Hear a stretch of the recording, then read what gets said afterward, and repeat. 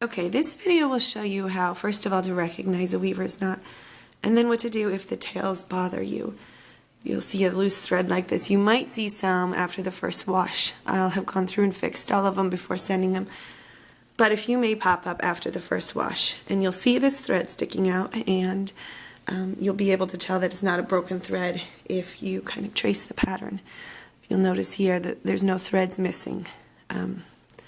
The weave is still consistent, and if you gently squeeze it between your fingers, you'll feel the knot right in there, and you'll see this tail right here is still somewhat woven into the fabric, but this one is sticking up. So you have two options. First option is you'll need a blunt nose needle like this. You can find them at Walmart for a couple bucks. They're used in cross stitch, but you're gonna find particularly which thread has the knot.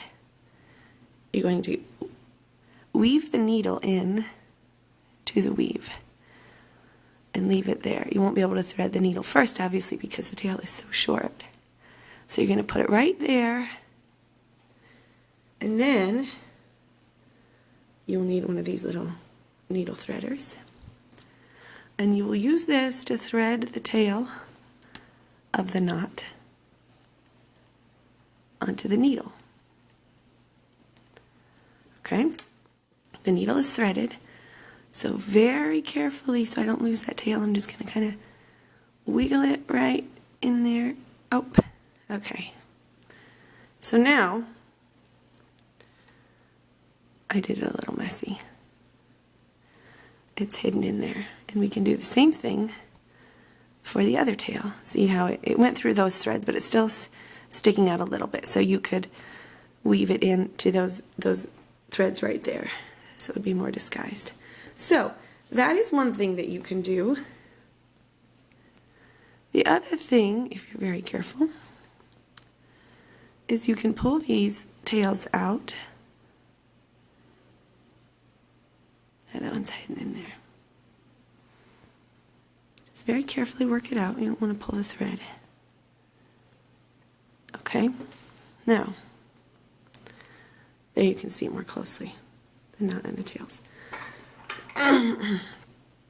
If you're very, very careful, you can just snip those tails a little bit.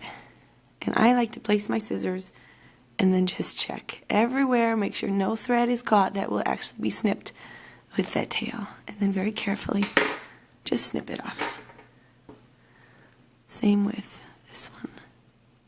You don't want to cut it too close, and you definitely don't want to cut that knot.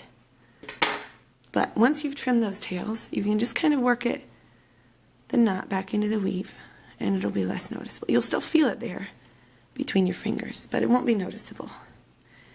If you are doing this, and you do somehow snip a thread, do not use the wrap.